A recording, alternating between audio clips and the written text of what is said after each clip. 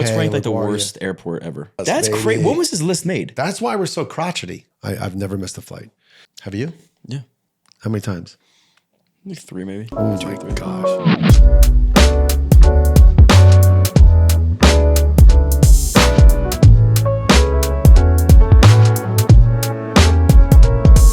Welcome back, everybody, to the JohnnyDrinks Podcast. I'm your co-host, Johnny. I'm here with my father. This is John. Today, we're going to be talking about airport etiquette. Now, this is something that I think has evolved over time because airports have evolved over time. So I'm going to be asking you, my father, how he feels that everybody should be navigating airports in 2023. Now, let's keep in mind, 2023 is very different from even pre-2020. Oh, yeah. What have you noticed have been the biggest differences since the all Well, COVID-19? you want to go, excuse me one second. I'm a little thirsty, but excuse me one second. When you talk about the differences, you just want to go like 2019 versus today? Because the security in TSA has changed a lot of what we do, right? We know that. So I guess that's post 9/11. That forever changed our world, our travel experience. Well, okay, wait. That's a world I never lived in. So why don't you back that up? What was the airport like pre-2001? Okay. I'll go back pre-2001 and as young as when I was a kid, and my father, a little backdrop, who's 93 years old, worked at Newark Airport for 30 years for American Airlines in the air freight system. So my life was very comfortable with the airports. We would travel, not a lot, but we would travel what they called non-revenue, which was basically free. And he would take us to the airport. We'd go visit him at the airport. And it was just fun. It was just like, that's where Dad worked. So my experience from a young age, 10, 12, 15, probably even up till I was like maybe even 18 years old, we would go to the air freight where he worked. We would get in one of his guys' trucks. Now think about this. Get into one of their trucks with our bags, drive on the tarmac, so around the outside tarmac, not near the airplanes where they take off. Go in and around the gates, navigate around the luggage thing, blah, blah, blah, pull right down to where the luggage thing was. My dad would take the bags and put them on the plane, the belly of the plane. Yeah. We would go up the stairs and just wait in the lobby area. And then we'd say hi to everybody. It was security. There was no security. Right. Hence why, fast forward, we have obviously issues and things are different. So were there lines like when you walked in? There was always people at the airport, yes, but it wasn't packed. Really? I don't remember it ever being packed. And I do not remember lines of people waiting to get on the plane. So you had a flight at 1 o'clock. You can get there at 12? We used to get there, probably 12:15, 12:30. Like it was a train. Just, walk right on. Yeah. That's crazy. Because again, twofold. One, we would go the back way through my father. But even if we came through the front and we got dropped off, completely different experience. There was no high intense security. There was nothing even the shred of what it is today. That's insane. Yep. So your bag could weigh 100 pounds. Even if that didn't if you matter? could pick it up, put it on there, and they'll take it. What? Yeah. What a world. Yep. Well, things evolve and change for a reason. So now that was fun. That was easy as it relates to today. It was very convenient and inconvenient today in some respects, but very necessary today because we know why we need to be so concerned, right? About what you're carrying on board and some of the restrictions, even to the fact that it wasn't fair that these men and women that are trying to pick up your luggage and it has to be 80 pounds. Yeah. No, put it in 2 bags. Right. Right? I mean, that's probably some of that leads right into some of the etiquette. Some of it. Well, yeah. Okay. So post 2001, what was travel like?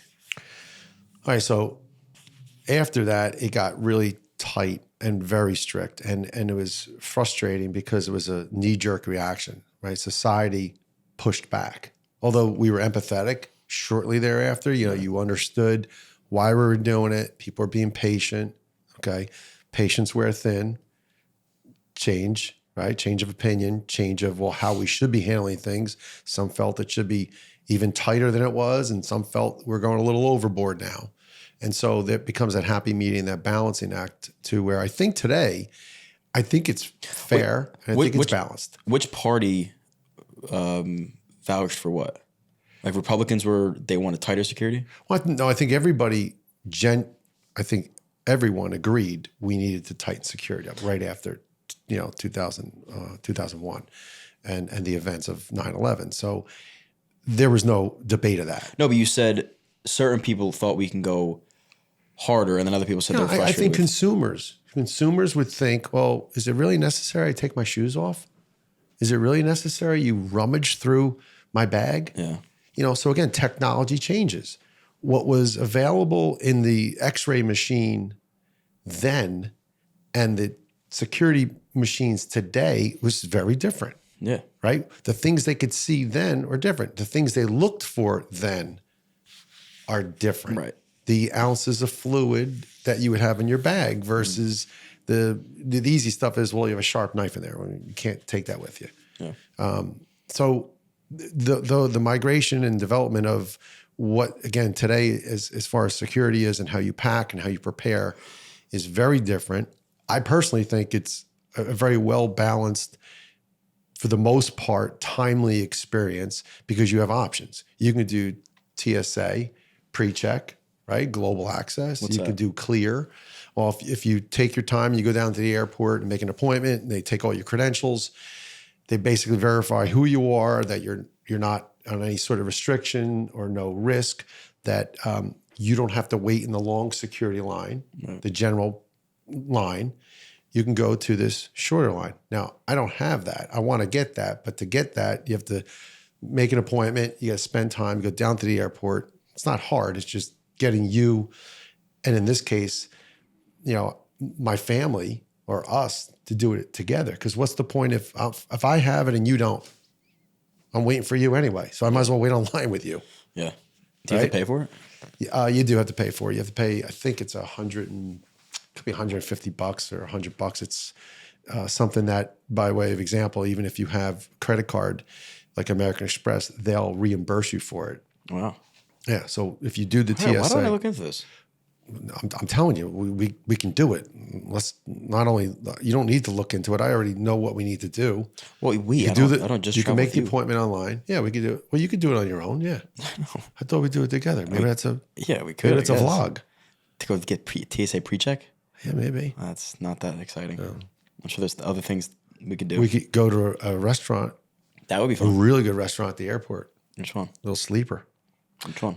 Terminal A has some really good restaurants now. And actually, there is one in Terminal C that we stumbled onto that's got a private club that is literally behind closed doors, a club that you have to be a member of to go dine in. Which one? I can't tell you. It's top secret. We're talking about Newark right now. Talking about Newark Airport. There is such a club. You know where the club is. You invited me and they invited us in. Who's we? Me and my friend Big Tony. Oh.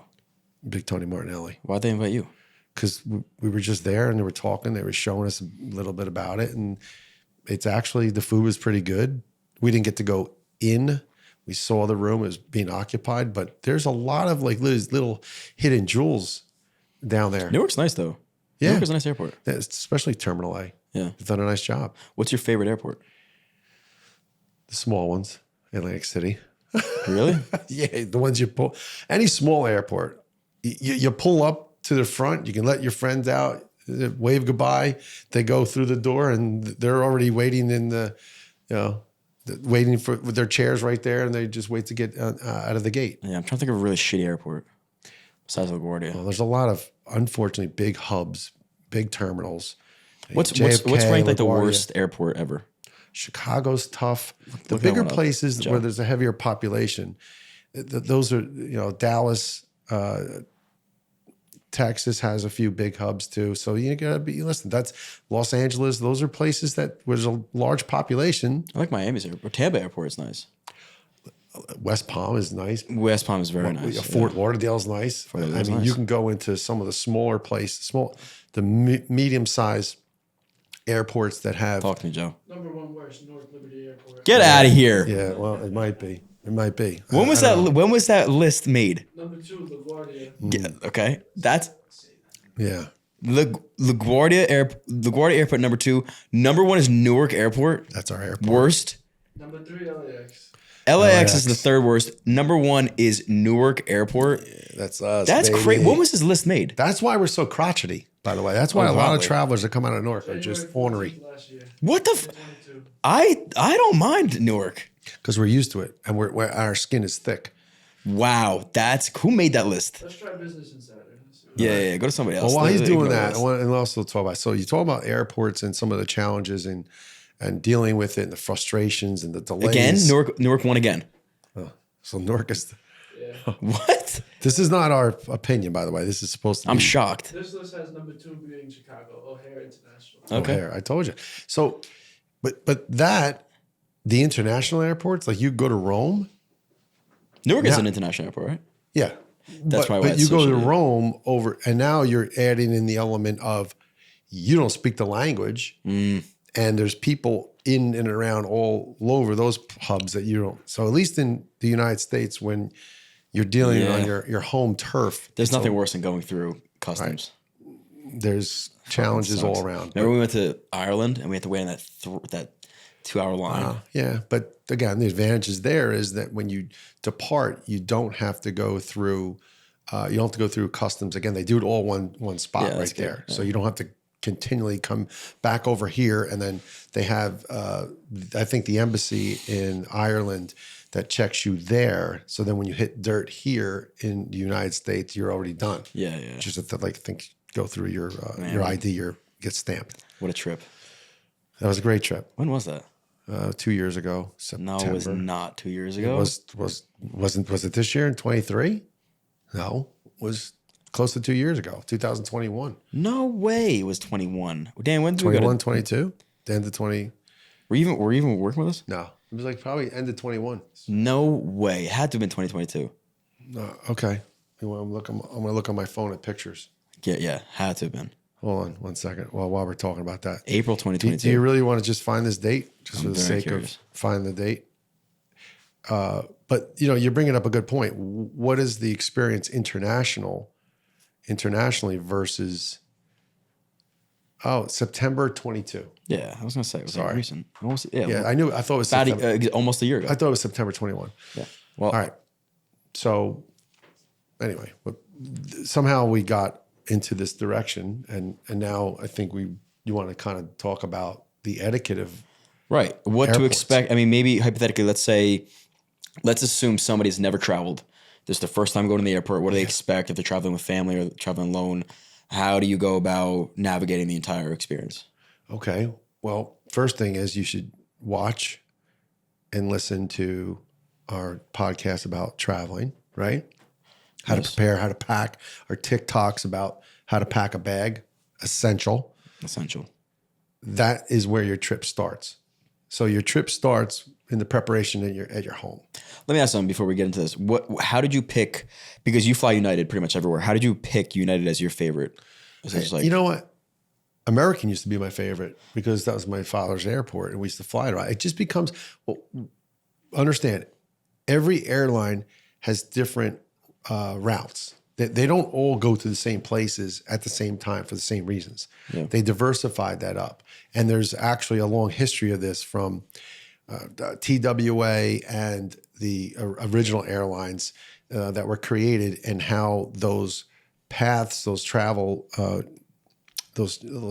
airways were purchased, and it was considered a monopoly, right? So they had to break them up and had to give chances for smaller, newer airlines to break in and have different opportunities to serve the clients the same way. Right. So anyway, there's today more commonly where we go up and down the East Coast. Yeah, you have your options, but you typically are going to pick your airline because you got frequent flyer miles. So if we go to Florida, yeah, you can go American, you can go JetBlue, you can go United, you can go some of the other, you can go from Atlantic City Airport, you can travel Spirit. You can travel Spirit from Newark. You can do that. Yeah. Once you pick, I think most people do the same thing. They want to maximize their spending dollar, their experience, and get the bonus points. And right, makes sense. Okay, all right. So- Just curious. So, where do you start? I mean, buying a ticket is relatively easy now. You go on the apps and buy. Yeah, I'll go to the site that I frequent as an airline. You'll do it probably to one of the search engines and see who just has the cheapest one-way ticket, right? Well, I'm pretty loyal now to United just because I'm comfortable. It's like picking a coffee spot. Like you just know you're Okay. loyal to the brand. But there are apps like I think Skiplagged isn't even around anymore. But Skiplagged used to be the app that you would essentially, it would find you the cheapest flight regardless. And what it would do is it would help you skip the lag. So a lag trip would have a stop. So let's say I wanted to go to Chicago, but I couldn't find the direct to Chicago, but I found a flight that was stopping in Chicago and then ending in LAX. So that flight from Chicago or to Chicago would be much cheaper because it was just a lagged flight. You just got to make sure that you don't have a bag underneath because then it's what happens. Then it goes that to bag the is in end LA. destination. So make sure that if you're going to do that, you're going to skip a lag. You don't bring a bag. Well, TripAdvisor, Travelocity, they all do the same thing. They're going to search it for you and they're going to help you. And that's cool. You like to use those. I like to be comfortable with knowing what airline I'm flying with, getting the points, knowing what terminal they're out of, just some small subtle things. And is the dollar difference that much greater? I don't know. If there's more flights, I know with certain airlines, one airline over another, right? So if I have to cancel, make plans and change them, I have more latitude than just going with, let's say, a Spirit that has one flight a day or two flights a day that go out of Atlantic City, let's say, or out of a Newark hub. But anyway, so that's the first thing, right? You buy your ticket, now you pack your bag, and you're making your way. You got to get to the airport. Well, okay, we're talking etiquette. You get dropped off at the curb, you park in long term, you take a shuttle through, you end up now at the curb or the spot, right? The first thing I like to do, and I like to keep this in mind, is it goes back to just being prepared and having some sort of foresight.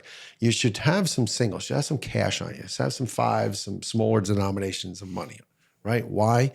Because if you are packing, and in this scenario, let's say we're packing bags, we're going on a longer trip. There are those men and women that work there that are going to help you. And they're not looking to do anything but help expedite your travel experience, right? They will come up to you and say, can I help you with your bag? That's a sky cap. So the sky cap is going to take your bag or two bags or three or six, put them on the trolley, the dolly thing there, whatever it is. I think we used to call them a U-boat, so I'm not exactly sure what they call them. And they'll push it around and get you to where you need to be to check the bags. Well, that's a nice convenience. Yeah. So you don't have to go pulling and shuffling everything through on your own. I think it's, again, part of it is taking care of them and showing them your thanks and your gratitude. So have money, be prepared to tip them. When you now find yourself in a line, I think it's important to understand that everybody wants to get somewhere. Good. Everybody has to get on that plane and get somewhere.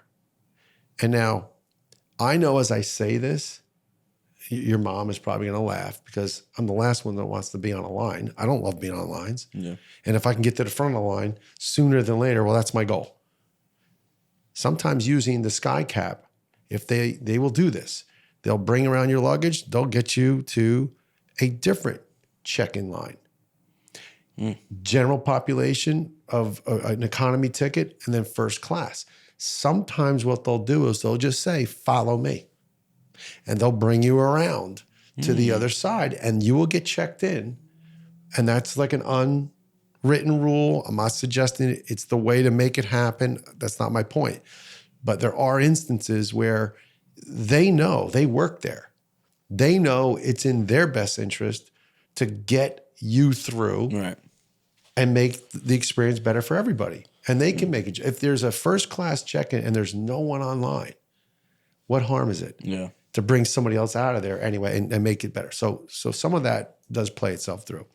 But I think while you're on the line, some of the etiquette has to do with, well, let's be ready. You know if your bag is heavy, right? You know your bag's heavy. If you're not sure, maybe before you leave, put it on a scale. Maybe that's a little much to ask, but 50 pounds is generally the weight.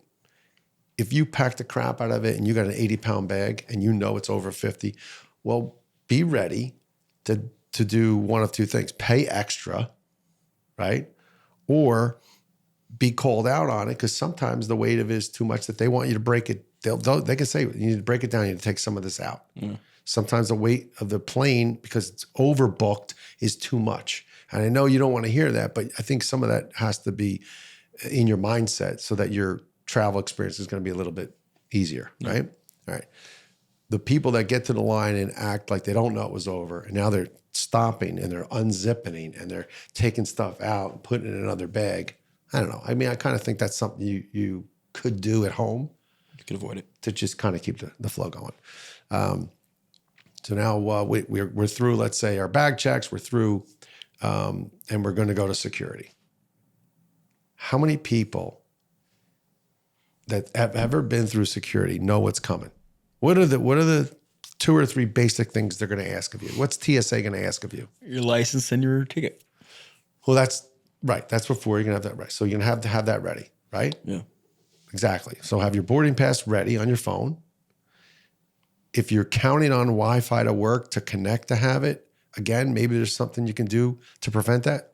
Prep. Like add it to your wallet and have it there, or print it out at home and have it, but just have it, right? And have your ID out. Why? Because they're going to ask for it. And so just have it ready instead of fumbling through your bag. That's helpful. But now as you go through, and everyone's going to throw their bags on the carousel to go through, what are some of the things that TSA does really well in announcing? What are some of the things they're going to ask of you? Okay. So you're going to have to take off your shoes normally. Mm-hmm. Take out your electronics out of your bags. Put them in a separate bin. Mm-hmm. Take off your belts, your watches, your jewelry, and stuff like that. Yeah. And that's pretty much it. I'll always make sure you separate it in different bins and then you walk through. Right. I mean, that's right. And they've done a great job to most of the population understands that. Yeah. So again, I think of the etiquette in respecting what they're doing as their job to make it safer for us, as well as the other people that are traveling behind us, is let's be ready.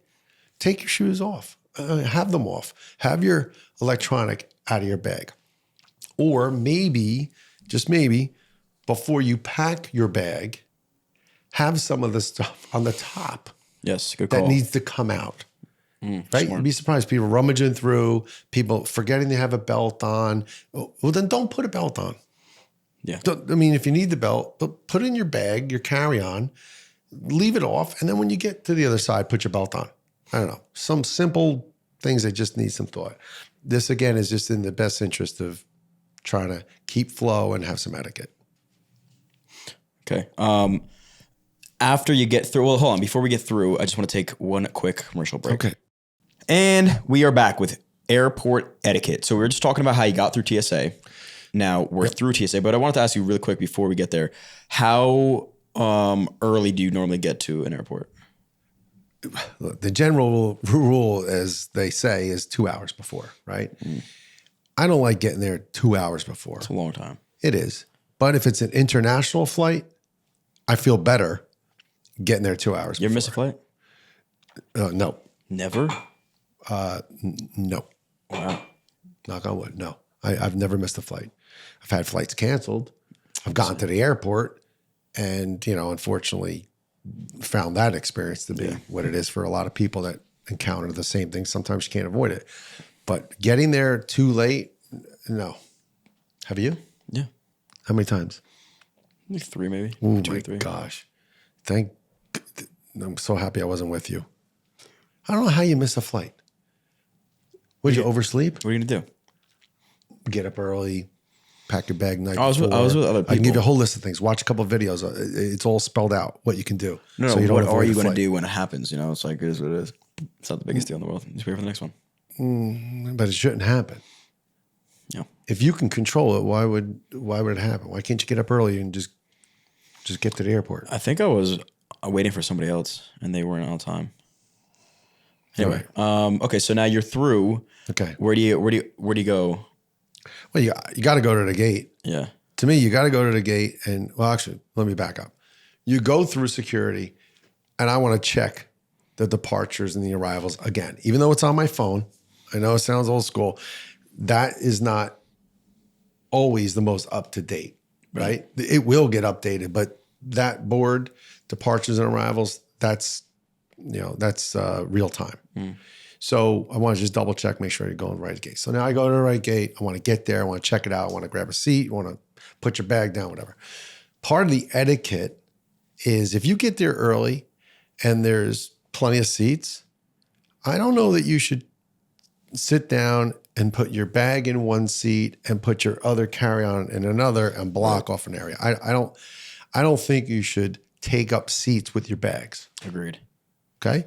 Because you know the flight's going to get filled. They don't take off anymore with an empty plane. Yeah. So that whole area, part of the etiquette is, well, just find your seat, your space, your corner against the wall or against the podium or the column. I don't care. Plug in the outlet, scope out where you want to be, and be mindful that someone else is going to want some of that space too. Keep your area a little tight. Yeah. And don't take up seats with your luggage. Okay? Let's go. Okay. Now, once you're there and you have your stuff, I think it's just a matter of being patient and waiting for them to call, which is the fun part. Your group, so you know when to get online. Yeah. And what do most people do? They wait in line. They wait in line before they even get called. Yep. That's a preference. Some people figure, well, if I'm sitting here, what's the difference? I'll just stand in line. I'm not saying there's a right or wrong. There isn't. I've done both. Sometimes in an economy situation, you want to get online. You want to get positioned first. Why? So you can guarantee your bag gets an overhead spot. Yeah. Right. That's stressful. And I have empathy for that. I've been there as well, and it's not fun. So you want to stand there and in your group 2, group 1, group 3, whatever number, by all means. But again, just be mindful there's other people that want to do that too. And also be mindful that even if you're online on group 1 because you have access, there might be someone else that needs to get through before you. Someone that's traveling with children, someone who is a veteran, someone who's handicapped or disabled, right? You know that there's a preference, a priority to some other people. So just be mindful of that and let them through. Help them through if you have to. Yeah. Right? Mm-hmm. Okay. So that part of the experience, again, when you're going to get onto the plane, you still have to have what? You have to have your boarding pass out. Have it ready. Mm-hmm. To me, I don't understand why, unless technology is not working and it's not taking it, that's different. But you should have that ready and just make it easier so that now when they go to check you in, they can do their job and away you go. And you go to get your seat. Well, now we're down the jetway and we're going to get on our seat. And again, it's like corralling kittens. Everybody's trying to get down there. Mm-hmm. Everyone's trying to, get into their position so they can get their overhead. I think it's a little inconsiderate when people have 2 carry-ons. They know they have 2 carry-ons. One is a duffel, one is a bag, and the other is maybe some sort of a backpack or a laptop bag or something. But you got 2 bags, and they like to stick them both right up in there. And we've all seen it, and I've experienced it too, where now you get there and the overhead compartment is open, and there's this one bag that's small that belongs to the big bag that's next to it. Well, try to be considerate. Maybe put that bag up on its side. Maybe put it underneath your seat. Yeah. Right? I don't know. Well, do we need to stick it up in there when someone else is going to probably want that anyway? And that can create a problem that you would otherwise be able to avoid. Because if someone touches your bag, you don't like it necessarily. unless it's a flight attendant. Mm. Okay, nice. So there's that consideration. Now the best one is, this is the best one. Where you're sitting, do you take an aisle, a middle, or an end?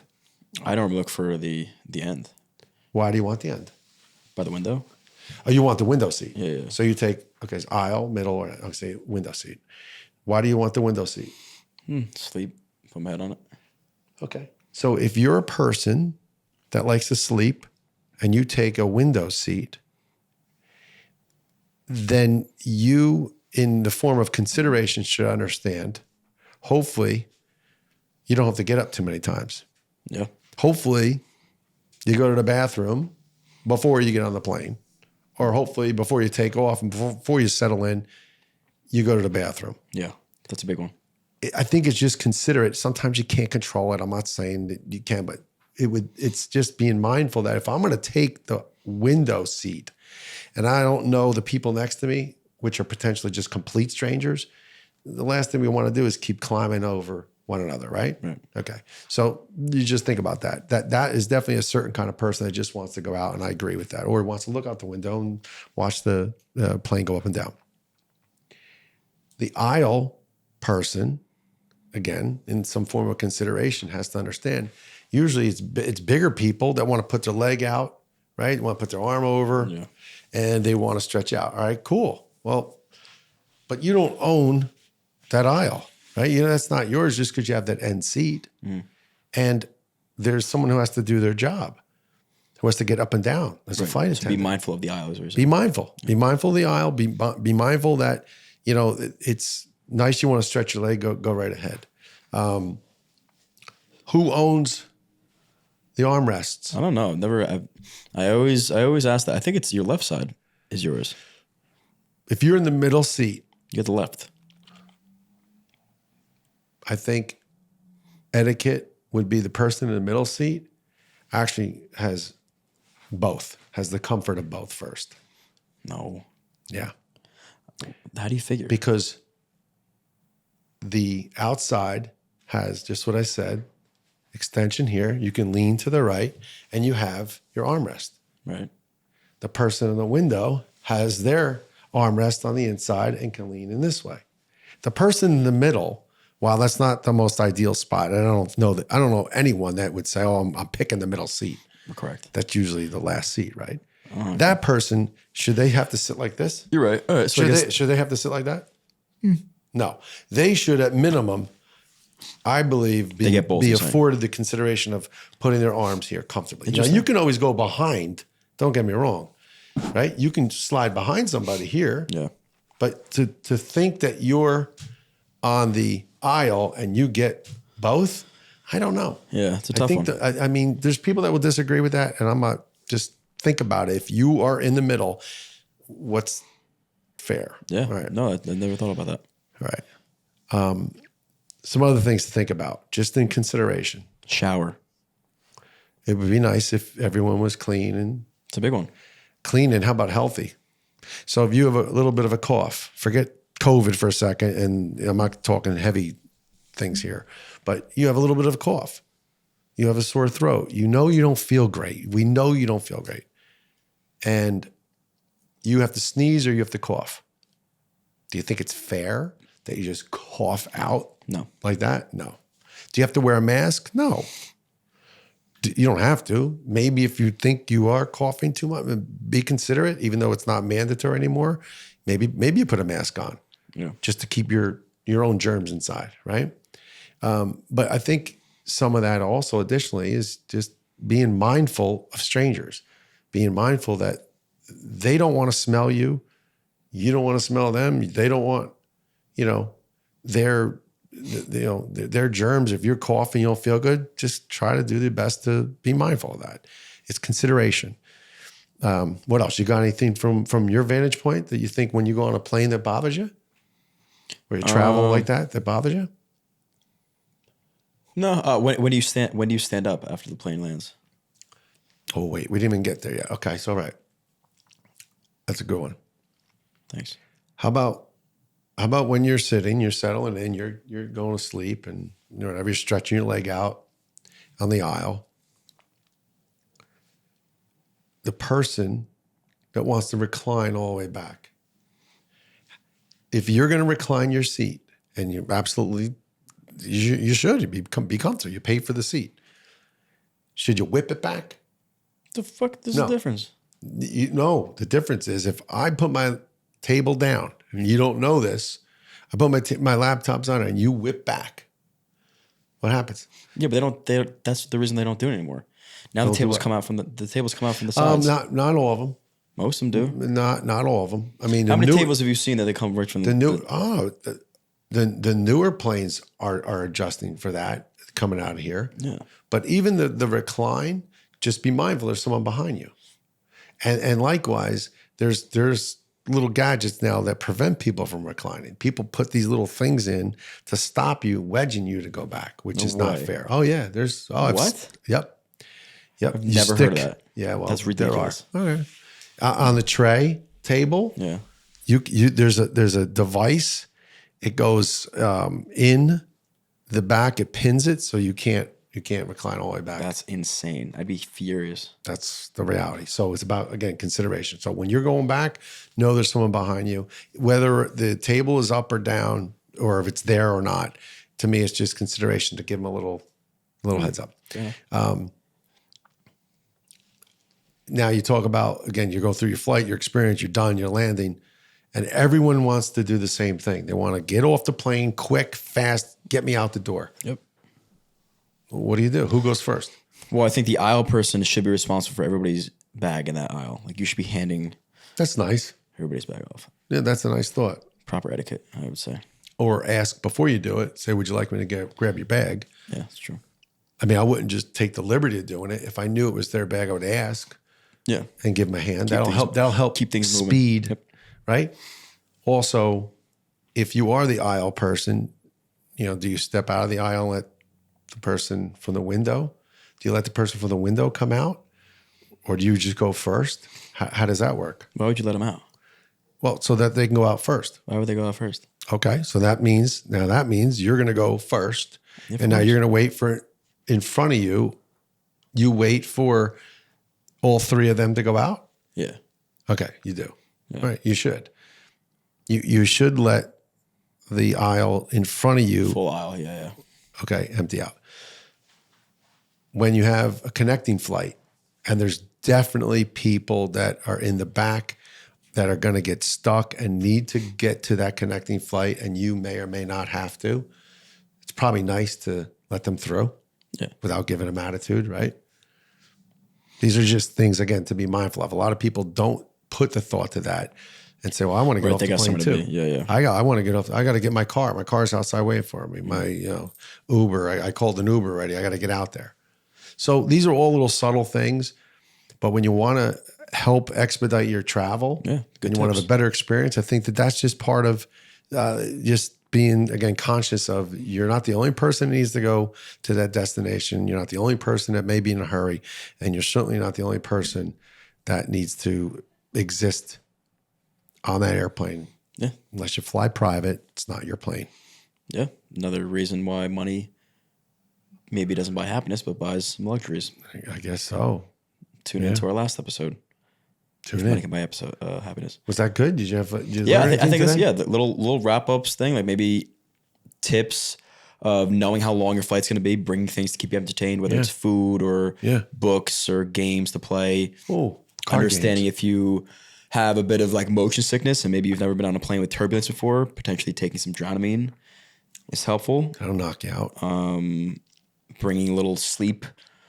Masks and pillows are helpful. Dario uses the mask. Everybody does. Yeah. So that's it. I think that was very helpful for people that are looking for refreshers or if you're having your first flight, best of luck with everything. Hope you have it. Cheers.